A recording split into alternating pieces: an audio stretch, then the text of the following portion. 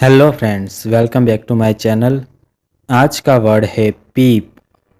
पीप पीप का हिंदी में अर्थ होता है झांकना या चोरी छिपे देखना।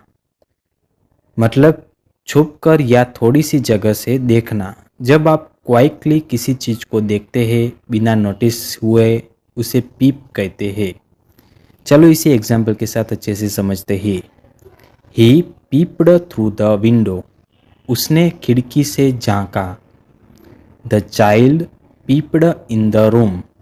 बच्चे ने कमरे में झांक कर देखा। I peeped at the surprise gift. मैंने सरप्राइज गिफ्ट को झांक कर देखा। सो फ्रेंड्स, आज का वर्ड था पीप। अब आप कमेंट में लिखो आई पीप थ्रू द डोर। मिलते हैं नेक्स्ट न्यू वर्ड के साथ। चैनल को लाइक करो, शेयर करो, सब्सक्राइब करो। धन्यवाद।